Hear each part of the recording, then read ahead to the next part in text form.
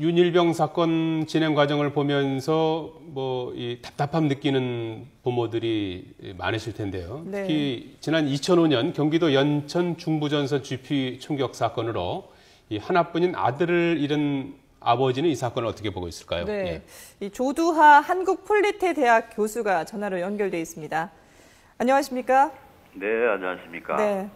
자, 안타깝게 아들을 잃은 이유와 그 사안은 조금 다르긴 하겠지만 군대에서 아들을 잃은 부모의 심정은 아무래도 좀 다 같지 않을까 싶은데요. 예, 가혹행위로 맞습니다. 사망한 윤일병 사건 어떤 마음으로 바라보셨습니까? 우선 아직도 병영문화 개선을 외치고 있지만 네. 군대 내 가혹행위가 진짜 입에 담지 못할 그런 아주 극한 상황까지 갔다는 데 대해서 상당히 놀라움을 금치 못하고 있습니다. 예. 아울러 이 사건을 수개월간 진상 규명을 해 노력하는 윤일병 부모님들의 어려움 피부로 느끼면서 먼저 삼가 조의를 표합니다. 예. 윤일병이 사망한 시점이 지난 이 사건이 발생한 게 4월 6일 일요일에 발생했었는데요. 네네. 5개월이 흐른 지금에서야 오늘에서야 살인죄 적용까지 됐거든요. 네. 9년 전에 자식을 떠나보낸 입장에서 군 수사를 그 당시에도 경험을 하셨을 텐데 말이죠. 네네. 군 수사 과정에서 어떻습니까? 뭔가 좀 답답하다, 안타깝다, 아쉽게 좀 느꼈던 부분이 있다면 어떤 걸 말씀하시겠습니까? 예. 지금은 군대 내 발생된 사고에 대한 어떤 조사 처리가 예. 군 검찰이 됐던 수사요원이 됐던 또는 군 재판부 모두가 군 지휘부의 영향 하에 있습니다. 네. 예. 그래서 그들의 정해진 각본대로 움직이는 것이고 제가 보기에는 이 군 수사서부터 재판까지 일련의 과정은 일반 국민이 상상하지 못할 그런 편법과 불법이 진행되고 있는데 예. 이 윤일병 사건에서도 개선됨이 없이 그대로 진행된다는 느낌을 받았습니다. 예. 말씀하신 것처럼 이게 지휘부의 각본대로 움직인다 이렇게 말씀을 하셨는데 네. 이번 사망 사고 이후에도 지휘부에서는 다소 책임을 회피하는 모습을 보이기도 했거든요. 전혀 네네.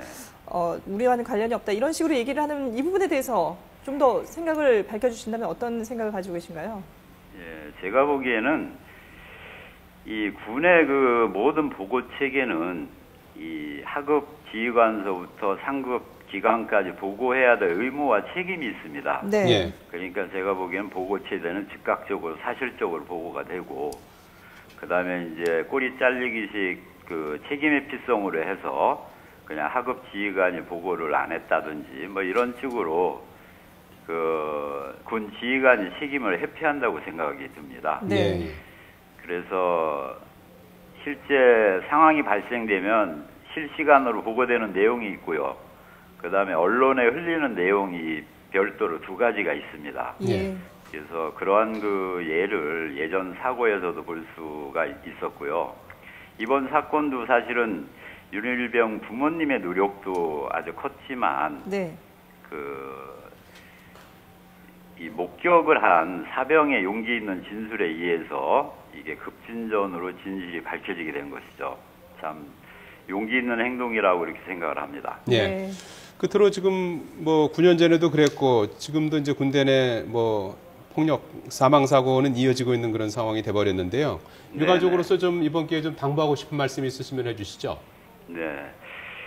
지금 군에서는 군의 어떤 특수성 또는 보안 유지 또는 강압성 이런 거에 의해서 다수의 생존 소대원들이 방조하고 침묵을 하도록 만들어 놓습니다. 예. 네. 그래서 어떤 한편으로는 그러한 증인들의 어떤 방조와 침묵이 이런 군대 사고의 어떤 가혹행위를 더 심하게 만드는 것은 아닌가. 네. 그래서 이 군 내부의 어떤 고발제도, 개선제도 이런 것들을 용기 있게 얘기할 수 있는 군대 내 어떤 문화 개선이 필요하고요. 예.